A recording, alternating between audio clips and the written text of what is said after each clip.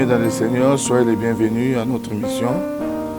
Que le Seigneur vous bénisse abondamment. Aujourd'hui, le Seigneur nous a fait grâce de nous réveiller, d'être en bonne santé et de nous voir les uns les autres, que son nom soit loué. Et le Seigneur nous a mis à cœur de partager un morceau de sa parole qui est très important pour nous, pour notre croissance et pour notre stabilité spirituelle. Je sais qu'aujourd'hui le Seigneur bénira les uns et les autres avec sa parole. Notre exhortation s'assoit sur l'évangile selon Luc. L'évangile selon Luc va nous parler à partir du 12e verset, jusqu'au 17e verset.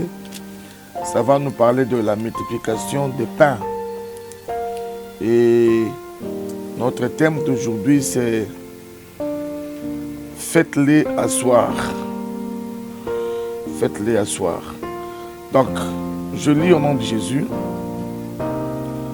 Les jours commençaient à baisser, les 12 s'approchèrent et lui dirent « Renvoie la foule pour qu'ils aillent se chercher un toit et de la nourriture dans le village et les campagnes des environs, car ici, nous sommes loin de tout. » Il leur dit « Donnez-leur vous-même à manger. » Ils répondirent « Nous n'avons que 5 pains et 2 poissons. Tu nous vois sans doute y aller nous-mêmes et acheter de quoi manger pour tout ce monde, car il y avait bien là 5000 personnes. 5000 personnes. Jésus dit à ses disciples, faites-les asseoir par un groupe de 50. Les disciples firent ainsi et tout le monde s'installa.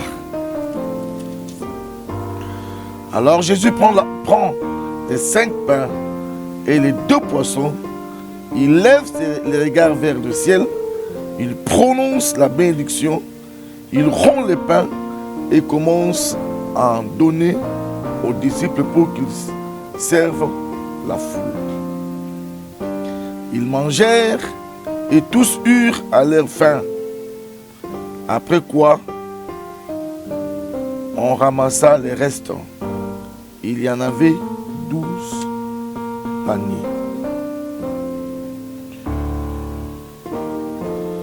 Soyez bénis une fois de plus, cher peuple de Dieu, vous qui avez eu la grâce de nous suivre ce matin. Ce n'est pas un accident, car chez Dieu, il n'y a pas d'accident. Bon, il y en a qui nous suivent le soir, d'autres le matin, ça dépend de l'heure à laquelle chacun a eu cette grâce de nous suivre. Mais je suis persuadé qu'il n'y a pas d'accident devant Dieu. Tout est programmé par le Seigneur. C'est la grâce qui a fait que vous puissiez tomber sur cette chaîne pour nous suivre. Notre thème, comme je le disais tantôt, faites-les s'asseoir. Faites-les s'asseoir. Ça a été tiré du 14e verset de cette lecture de Luc 9. 14e verset, faites-les s'asseoir. Je recommence par la réflexion sur la première partie de cette lecture. Les jours commençaient à baisser, les 12 s'approchèrent et lui dirent, renvoie la foule pour qu'ils s'en aillent se chercher un toit et la nourriture dans les villages et les campagnes des environs. Car ici, nous sommes loin de tout. Donc le 12e et le 13e verset nous révèlent quelque chose de très important dans la tête des apôtres. Les 12 apôtres. Jésus était en train de prêcher quelque part, à un endroit désertique. Le peuple l'avait suivi là-bas pour pouvoir écouter la parole de Dieu. Il y avait un grand monde qui l'avait suivi. Et la Bible dit qu'il avait prêché. Si vous commencez à partir du verset premier, vous verrez qu'il avait d'abord commencé à prêcher la parole. Il a guéri des malades, mais à la fin, le soir, au crépuscule, il devait arrêter des services. C'est alors que les disciples, observant que Jésus, au lieu d'arrêter, continuait à prêcher la parole, ils vinrent lui dire que non, il faut que tu renvoies la foule pour qu'ils aillent se chercher où dormir et puis quoi manger, parce que le lieu où nous sommes, c'est un lieu désertique. Vous ne pourrez pas les retenir jusqu'à l'infini là. Ils doivent rentrer, aller se coucher et chercher à se nourrir. Voilà une bonne attitude des apôtres. Le fait qu'ils puissent penser à l'humanité, au côté humain de l'homme. L'homme a la partie spirituelle qui est composée de l'âme et de l'esprit, mais il a aussi la partie physique qui est composée, qui est la chair. Lorsque Jésus prêche, quand Jésus prêche la parole de Dieu, c'est l'esprit et l'âme qui reçoivent, qui mangent. C'est l'esprit et l'âme qui sont édifiés. Mais, nonobstant cela, la chair a faim. Chers serviteurs de Dieu, vous qui me suivez dans cette réflexion, nous devons savoir qu'il revient à l'Église de comprendre cela. Que l'homme à qui nous prêchons la parole a aussi un corps. Il doit manger, il doit bien dormir, il doit bien vivre. C'est en ce moment-là que notre travail auprès des hommes sera un travail holistique, un travail intégral. Nous ne pouvons pas nous concentrer aux choses spirituelles, à la prédication, aux séminaires, aux enseignements, sans penser au corps de ces gens-là à qui nous prêchons. Le corps a besoin de manger, le corps a besoin de se vêtir, le corps a besoin de bien dormir et dans de bonnes conditions. Le corps a besoin d'avoir de bonnes conditions pour se déplacer. Le corps a besoin de se soigner en cas de problème de santé. Le corps a besoin aussi d'être dans les conforts possibles pour que l'esprit soit disposé aussi à recevoir la parole de Dieu. Chers frères et sœurs, notre esprit et notre âme sont portés par le corps. C'est le corps qui les porte. Quand le corps n'est pas en bon état, quand le corps est défaillant, l'esprit finit par ne pas être dans de bonnes conditions pour pouvoir recevoir de la part de Dieu. Et si le corps n'est plus capable de porter l'esprit ou l'âme, c'est à ce moment-là qu'on parle maintenant de la mort. L'âme sort du corps parce que le corps n'est pas à même de le porter. Le corps n'est pas à même de le supporter. Notre corps est le transport de l'âme et de l'esprit. Voilà pourquoi notre évangile doit toucher à tous ces points-là. Notre évangile doit toucher au corps, à l'âme et à l'esprit. Que de rester devant le Seigneur pour écouter la parole de Dieu. Mais nous devons tenir compte que ces gens-là qui nous écoutent doivent travailler, doivent vivre, doivent se nourrir, ils doivent scolariser leurs enfants, ils doivent aussi penser à leur corps. C'est ça les soucis qui avaient animé les apôtres. Qu'on les libère, qu'ils s'en aillent. Qu'on les libère, qu'ils aillent chercher où dormir. Qu'on les libère, qu'ils aillent chercher quoi manger. la réponse de Jésus était encore très provocateur. Une réaction qui a encore provoqué les apôtres. Il leur dit, donnez-leur vous-même à manger. Ça devient encore sérieux. Donc lui, Jésus-Christ est allé loin pour dire que oui, je vois que vous avez souci de ces gens, mais ne les renvoyez pas. Ne les renvoyez pas aller chercher ailleurs. Que vous les donniez vous-même. Donc Jésus les recharge davantage. Donnez-leur à manger vous-même. Mais comment pouvons-nous nourrir plus de 5000 personnes sans compter les femmes et les enfants? Or, nous savons que dans tout mouvement religieux, les femmes sont souvent en plus grand nombre, pas souvent, sont toujours en plus grand nombre que les hommes. Et les enfants sont plus nombreux que les femmes. Les enfants, ça veut dire les adolescents, les gens de moins de 18 ans. Ils sont plus nombreux que les femmes. Donc ça veut dire que pour moi, 5000 hommes, s'ils ajoutent les femmes, normalement, les statistiques veulent que a démontré que les femmes sont au triple. Leur nombre est fois 3 par rapport au nombre des hommes. Bon, si nous pouvons être modestes, nous disons, bon, on est modéré, on dit, les hommes étaient 5000, les femmes étaient 10 000, donc nous avons déjà 15 000. Disons encore que les jeunes étaient 10 000 encore. Donc ça veut dire 25 000 personnes. Que Jésus-Christ devrait nourrir. Il dit aux apôtres, donnez-leur vous-même à manger. Mais comment pourrons-nous nourrir toute cette foule monstrueuse? On a quoi, même si on recourait à notre caisse, parce que le groupe de Jésus-Christ avait une caisse. Et cette caisse-là sera-t-elle capable de nourrir tous ces mondes? Donnez-leur à manger vous-même. Chers frères et sœurs, l'Église doit arriver à ce niveau-là, de donner à manger aux fidèles, de créer du travail, de créer la nourriture, de créer le bien-être pour ces fidèles.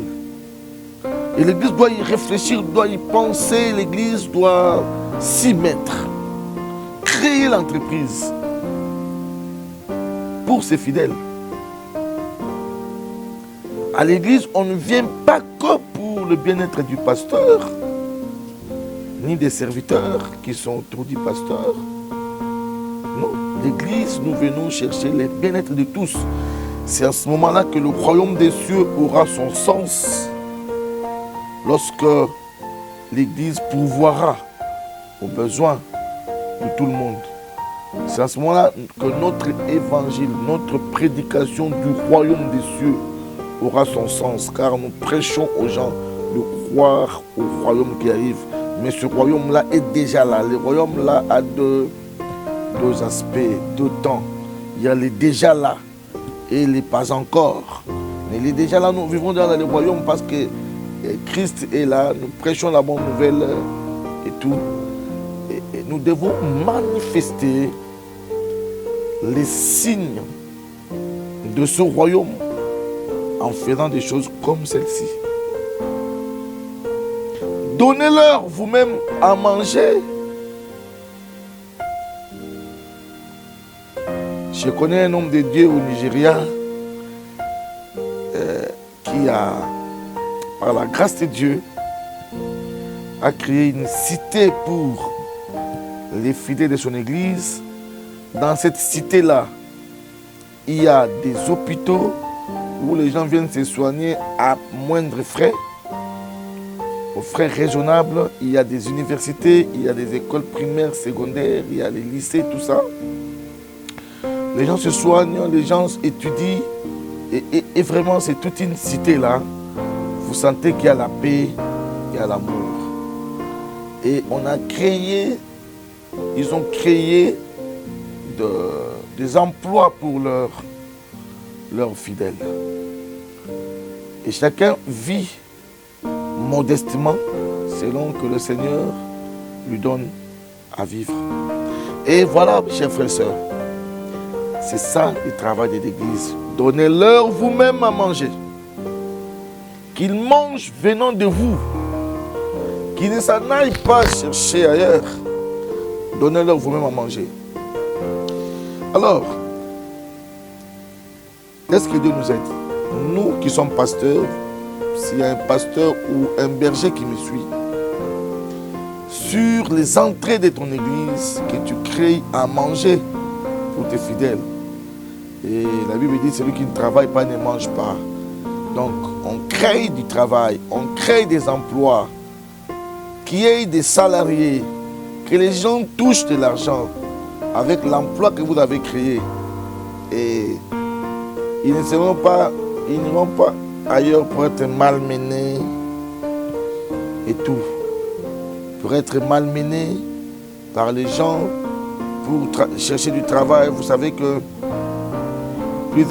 plusieurs fois j'ai reçu dans mon bureau des sœurs de l'église qui cherchaient du travail ailleurs et dont les patrons, ou je les appelle, les chefs leur proposaient le sexe pour leur donner du travail.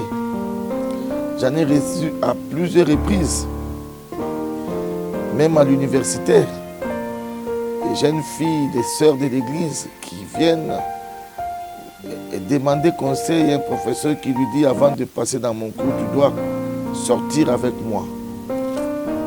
Alors, si l'église avait sa propre université et il engageait ses propres professeurs qui sont fils de Dieu, ces choses ne se feront pas.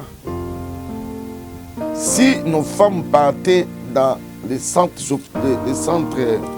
hospitaliers de l'église, qui sont gérés par des frères de l'église, je pense qu'elles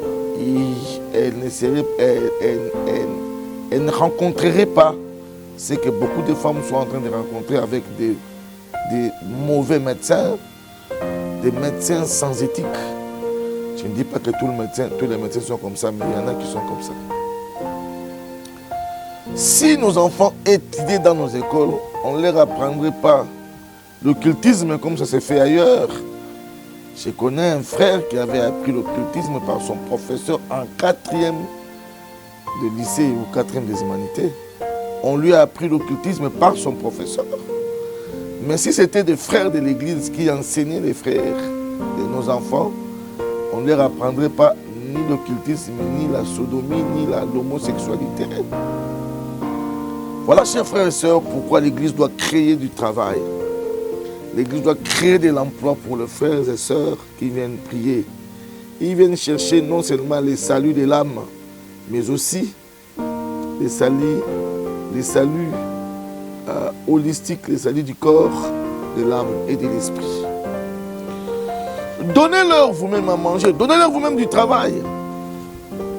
Qui dit donnez-leur à manger, dit en d'autres mots, donnez-leur du travail, qui travaillent pour manger.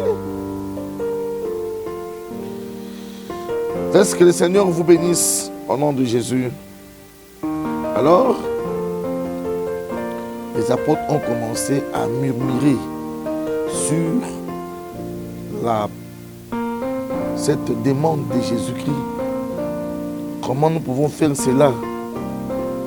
Mais vous savez, j'ai toujours dit aux frères de l'Église, quand Dieu te demande une chose, c'est pas qu'il est en train de compter sur ta force. Non. Il veut que tu reviennes à lui pour lui demander la force, la possibilité de vaincre ou de faire cela. Quand il te pose une question, c'est qu'il a déjà la réponse. Parce que Jésus, Dieu ne peut pas se renseigner auprès des hommes. Il a la réponse, mais il te pose la question. Alors il faut avoir l'esprit que Jean, qui était dans le désert de Patmos, il disait souvent à Dieu, Seigneur, tu le sais. Même Ézéchiel, et ces ossements peuvent-ils revivre? Il dit, Seigneur, tu le sais. Seigneur, c'est lui seul qui le sait. Quand il te pose la question, il ne veut pas que tu viennes le surprendre par des réponses, je ne sais pas lesquelles. Reviens encore à lui, retourne à lui pour lui que tu le sais. Les apôtres auraient dit à Jésus-Christ, tu sais toi-même ce que tu peux faire pour que nous puissions nous... Tout se monte. Et la Bible dit, il leur a dit, faites-les asseoir. Faites-les s'asseoir. C'est là notre prédication. Faites-les s'asseoir. Écoutez, avant qu'ils ne leur demandent de s'asseoir, qu'ils s'assoient, ils étaient debout. Parce que c'était dans le désert. Personne ne pouvait transporter les chaises dans le désert. Et d'ailleurs, à cette époque-là, les chaises en plastique que nous avons aujourd'hui n'étaient pas. Dieu ne la donne pas vraiment. Il n'a pas la même vitesse pour bénir les gens dans ce domaine-là que dans les domaines spirituels. Dans les domaines spirituels, si tu pries, Seigneur, montre-moi qu'est-ce qui ne va pas, pourquoi, tout ça, Dieu te montre. Il répond. Et Seigneur, révèle-moi, il te révèle. Mais quand il faut demander l'argent, je veux la bénédiction, je vais manger, ça traîne. Oui, c'est ce qui a été fait ici. La distribution de la nourriture devrait intervenir après que les gens ont écouté la parole, que les gens ont compris la parole de Dieu avant que le Seigneur ne leur dise faites-les s'asseoir. Chers frères et sœurs, la bénédiction matérielle est normalement le résultat de la bénédiction spirituelle. J'aimerais un peu lire dans Jean chapitre 15. Jean chapitre 15. La Bible dit quelque chose de très important là-bas.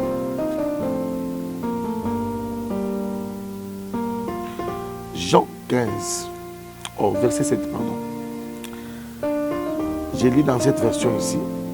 Mais, tant que vous demeurez en moi, et que mes paroles demeurent en vous, demandez ce que vous voulez, et vous l'obtiendrez. Dans Luc 2, il est dit, si vous demeurez dans mes paroles, et si vous demeurez dans ma parole, et que mes paroles demeurent en vous, demandez tout ce que vous voulez, et cela vous sera accordé. Donc cela veut dire que, avant que vous ne puissiez demander à Dieu deux choses, parce que l'homme demande souvent des choses pour son bien-être, afin que vous ne puissiez arriver là,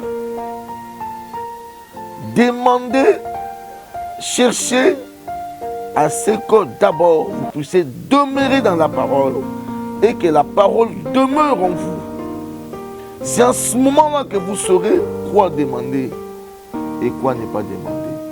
C'est à ce moment-là que Dieu pourra vous donner ce dont vous avez besoin, parce qu'il sait que la parole étant en vous, vous saurez bien le gérer.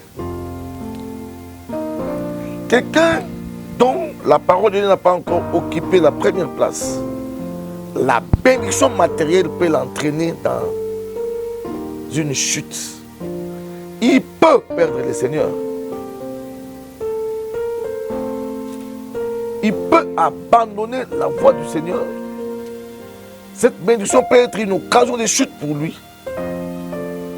Il commence à aller se chercher toutes les femmes de ce monde, où il devient un orgueilleux. Vous savez, il y a un homme de Dieu qui avait témoigné dans une conférence. Il dit qu'il cherchait Dieu dans sa vie et tout. Une fois, il était à Bougima, à Chikap, je ne sais pas Chikap, à Bougima, je ne sais pas il était où, mais il était à l'intérieur. Dieu avait permis qu'il avait attrapé les diamants. C'était à l'époque de Mobutu. Et à cette époque-là, il avait vendu son diamant, c'était tellement, ça lui avait rapporté tellement beaucoup d'argent. Il dit, il avait effectué un petit voyage en Europe. Il témoigne, il dit, je ne comprenais pas. Quand je marchais dans l'aéroport, je sentais que mes épaules commençaient à se hausser de soi-même. Il dit, je me rends compte que je commençais à hausser les épaules. J'ai dit, oh non, non, non, je suis serviteur de Dieu. Il a fait baisser ses épaules et il marchait, mais après un temps, il est surpris que les épaules se sont haussées de soi-même encore. Voilà. Où est-ce que l'argent peut amener quelqu'un? Où est-ce que la bénédiction, l'élévation peut amener quelqu'un? Il y a des frères et sœurs, des serviteurs de Dieu que nous connaissons en partie parce qu'ils n'ont pas été bénis. Mais voyez quand ils seront bénis, comment ils vont se comporter. Voyez quand ils vont avoir de l'argent, quand ils vont avoir les bénédictions, comment ils vont se comporter. Une fois, il y a un frère qui n'avait presque rien à l'église. On avait prié pour lui. On a prié, on a fait des délivrances et consorts. Et puis, papa, le Seigneur a commencé à bénir les bien-aimés d'une manière catastrophique. Un jour, il m'appelle parce qu'on était en train de louer une salle quelque part pour tenir une action. Il m'appelle parce que tu passes à la maison pour prendre l'argent. On louait la salle chaque vendredi pour des actions. Je passe le matin, le vendredi. Je revenais d'une veille de prière. J'étais un peu... j'avais sommeil. Le frère sort. Il était matin là, il se dit, bon, pasteur, ça va? Il regardait sa montre. Oh, tu vois, je dois... j'ai laissé l'argent entre les mains de madame. Allez-y, il va me donner. Et puis il y a un déjeuner, la table est déjà bien dressée là pour vous. Vous sentez quelqu'un qui n'est pas à l'aise. Quelqu'un qui avait l'habitude de me recevoir, de prier ensemble avec lui. Vraiment, vous sentez qu'il était humble. Mais après ça, frère, et j'étais là assis, je le regardais. Et il était debout, hein. Il sort là en veste, bien parfumé là, il regarde là, pasteur, vous voyez que je suis un peu pressé, j'ai tout laissé, voilà, la table est déjà dressée pour votre déjeuner. Je vous vois un peu fatigué, pasteur. J'ai dit non, je rêvais d'une veille de prière. Ah, ok, pasteur, ça va. Il appelle les chauffeurs, les chauffeurs chauffent la voiture, allez. Ils s'en vont. J'ai dit, voilà où l'argent peut amener les gens. Voilà ce que l'argent peut faire des gens. Chers frères et sœurs, quelqu'un qui n'est pas encore béni matériellement peut changer du jour au lendemain. Ça dépend s'il est ancré en Christ ou pas. C'est pourquoi, dans Deutéronome chapitre 8, Dieu parle à Israël. Il leur dit, je vous ai fait mourir de faim pour voir ce qui était dans votre cœur. Mais après, maintenant, je vais vous bénir. Donc, Israël est passé par les deux phases. Les phases de la disette et la phase de la disette et la phase de la bénédiction pour voir comment quelqu'un va se comporter par rapport à ces deux réalités de la vie. Parce qu'il y en a qui ne supportent pas la disette, qui peuvent maudire l'Éternel comme la femme de Job. Mais il y en a qui supportent la disette, mais la bénédiction, ils ne supportent pas. Ils abandonnent l'Éternel comme Salomon, qui était enivré de la richesse et il est parti chercher les autres dieux. Voilà, chers frères et sœurs, c'est pourquoi il fallait qu'ils écoutent d'abord la parole de Dieu avant qu'on passe au service de la nourriture qui symbolise la bénédiction matérielle, physique, sociale. Et Christ dit, faites-les s'asseoir. Ça veut dire qu'on ne peut pas manger étant debout. Ils ont mangé étant debout quand ils étaient en Égypte, les jours où ils devaient sortir de l'esclavagisme pour partir dans le désert. C'était ces jours-là où Dieu leur avait dit, vous mangerez le veau ou l'agneau, ou vous exagéré dans la famille avec les feuilles amères, étant debout avec vos bâtons à main. Vous êtes debout, ça veut dire que c'est des signes de l'instabilité, nous sommes partants. Mais c'était ça la seule nourriture où Dieu avait demandé qu'il soit debout. Mais celle-ci, c'est la nourriture de la stabilité. Vous voulez manger dans le Seigneur, chers frères et sœurs, asseyez-vous. Restez assis. Si vous voulez manger, si vous voulez que le Seigneur vous serve, restez assis. Asseyez-vous. Ne soyez pas un pied dedans, un pied dehors. Un pied en Christ, un pied dans le monde. Non. Là, vous ne mangerez pas. Il dit, asseyez-vous. La position assise, c'est la position de quelqu'un qui est confortable. C'est pourquoi aujourd'hui j'ai préféré passer mon émission étant assis que de faire comme d'habitude, je suis souvent debout. J'ai voulu symboliser cela. Je suis assis. Être assis, ça veut dire on est confortable. On est en paix. On est patient. On n'est pas debout. Il y a des gens qui viennent à l'église, qui sont encore debout, qui ne sont pas encore assis, mais ils réclament que le Seigneur les bénisse. Seigneur, bénis-moi, Seigneur, donne-moi, Seigneur, enrichis-moi, Seigneur, j'aimerais les frais scolaires pour les enfants, je n'ai pas du travail, mais il est debout. Qu'est-ce que signifie être debout? Être debout,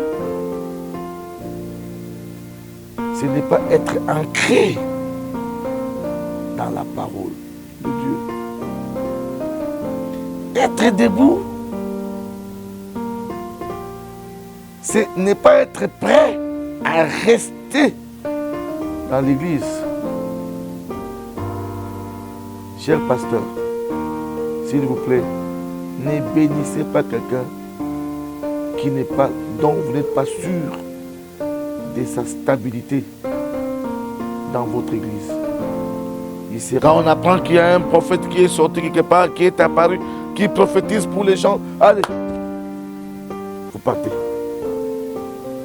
Vous avez des programmes avec des pasteurs que votre pasteur, père spirituel, ne connaît pas. Donc il ne connaît ni la doctrine, ni l'éthique, ni la marche. Mais c'est eux qui vous imposent la main et puis vous revenez dans votre église pour demander comment vous mélangez des choses. Des chrétiens sont devenus des vagabonds spirituels. Ils sont en forêt, ils sont partis à Manguingue, ils sont partis au campus. Je n'en disconviens pas, mais j'aimerais que les gens soient assis. Ils sont ballottés. Ils sont agités. Quelqu'un qui est debout est agité. Il est agité. Il ne sait pas quoi faire de tout ça.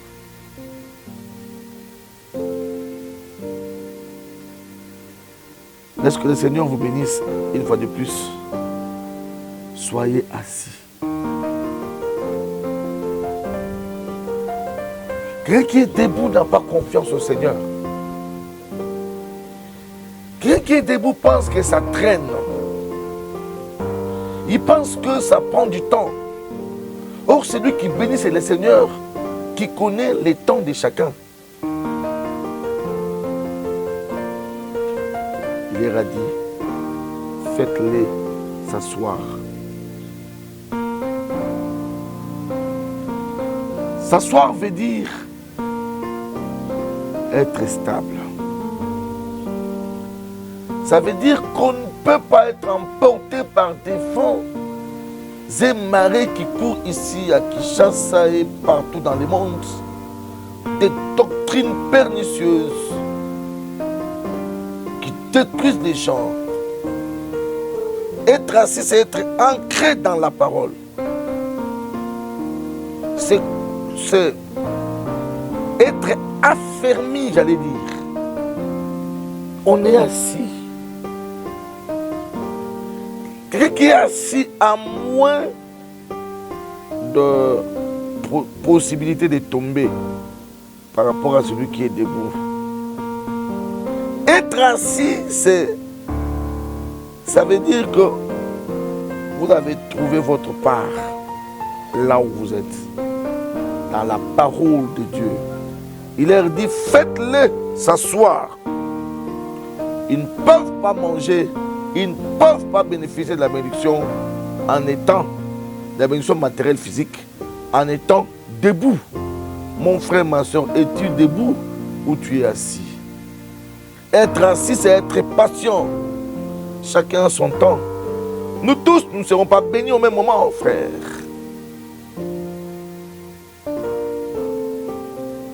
Être assis, c'est être persévérant. Vous persévérez dans la parole. Même si ça traîne, vous persévérez. Vous dites, j'attends le temps de Dieu. Comment, ma soeur, peux-tu sortir avec un homme de Dieu, un pseudo-homme de Dieu, bien entendu, pour que tu puisses accoucher, pour que tu sois fertile, ou pour que tu attrapes du travail? Comment tu peux croire à des choses pareilles? C'est écrit où dans la parole de Dieu? Quelle est cette bénédiction qui peut se donner sexuellement? Ça existe où? Ça veut dire que vous n'êtes pas assise. Être assis, c'est compter sur son pasteur et sur les dieux qu'il sert. Être assis, c'est aimer la parole de Dieu et la mettre en pratique. C'est ça, être assis. Il leur dit, faites-les s'asseoir. Et quand ils se sont assis, ils se sont mis dans la position de s'asseoir, la position assise. C'est alors que l'Éternel, maintenant, Jésus-Christ, va bénir les pains qu'on lui avait donnés, qui étaient venus d'un jeune homme. Il rend grâce. Il a rendu grâce. Et il a donné aux disciples de les partager. Les disciples pensaient qu'ils devraient, quand Jésus leur avait dit de nourrir eux-mêmes les gens, ils pensaient qu'ils allaient sortir de l'argent. Mais ils n'ont pas sorti de l'argent. Jésus a béni ce qu'ils avaient apporté, ce qui était dans la foule. C'est ça le rôle de l'Église. Nous allons bénir ce que les gens nous apportent. Nous allons bénir ce qu'ils ont de peu là. Et si l'Éternel met sa main, après un temps, ça va donner des fruits.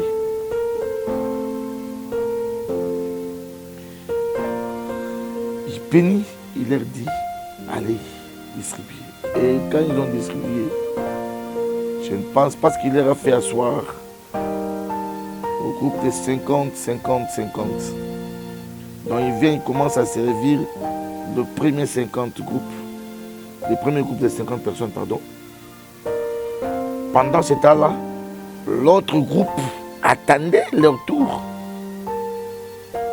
Ce n'est pas tombé du ciel au même moment que chacun devait ramasser, non. On servait chacun à son tour.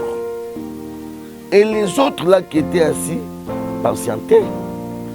Mais ce qui me réjouit beaucoup plus, c'est cette idée-là de Jésus, de les faire asseoir par groupe de 50. Cela veut dire que Jésus-Christ refuse le fait de vivre en solo. La vie chrétienne, c'est une vie que nous devons vivre ensemble. Vous voyez, il y a eu du travail. 5 000 personnes de regroupées à 50. Il y a eu ce fin travail. Chers frères et sœurs, nous devons travailler dans l'église pour rendre les gens sociables, les gens soient sociables, les gens puissent partager, les gens comprennent que nous devons vivre ensemble. Je ne dois pas manger seul, je dois manger avec les autres. Un enfant de Dieu ne mange pas en cachette, il mange avec les autres. Dieu te bénit, tu as un poste dans ce pays ici. Tu ne prends que ta famille, pas les autres. Quand tu ne sers que ta famille, tu ne te sers que toi-même. Ici, on n'a pas regroupé les gens en termes de famille. On a regroupé les gens en termes de nombre, 50. Que vous soyez de n'importe quelle origine, soyez là 50 personnes. Quelqu'un qui sait comment les autres peuvent être bénis par son truchement, mais qui ne veut pas, est en train de pécher.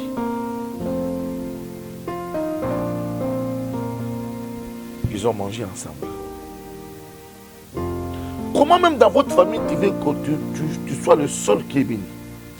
Parlons même de votre famille, tout simplement. Parce que je connais des familles, il y a des familles où ce n'est qu'une seule personne qui a on appelle ça quoi, un fétiche là, qui fait que les autres doivent dépendre de lui. Le nom m'échappe un peu. Et tout le monde, l'encodia, voilà. L'encodia. Tout le monde doit dépendre de lui. La rentrée scolaire comme ça, vous venez prendre l'argent, les minervales, les cahiers chez lui. Quand quelqu'un meurt, c'est lui qui doit enterrer. Quelqu'un a un diplôme, c'est lui qui supporte. Quelqu'un fait voyager, c'est lui. Donc, le mariage, c'est lui. Donc, il a l'encodia de toute la famille. Avant de l'encodia, il y a l'encodia. Il y a Batunyoso. Tout le monde croupi dans la misère, ce n'est que lui, on doit recourir à lui. Quand c'est comme ça dans votre famille, cherchez la délivrance. Cherchez la délivrance. C'est pas normal.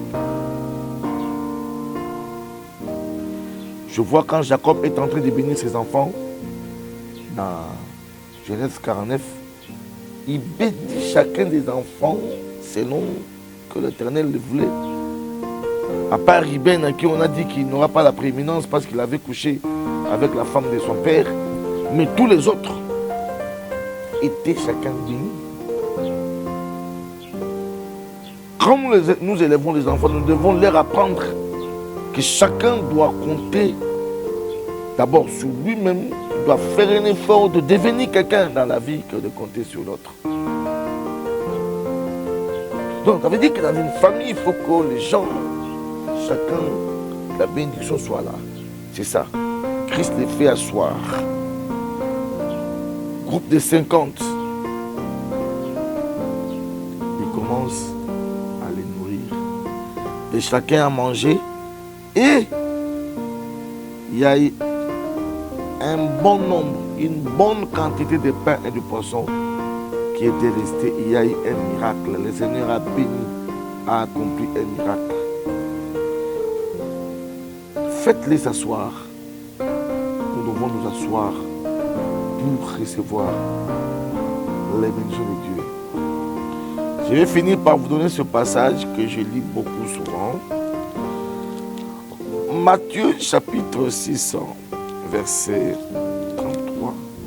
J'aime ça. J'aime ça.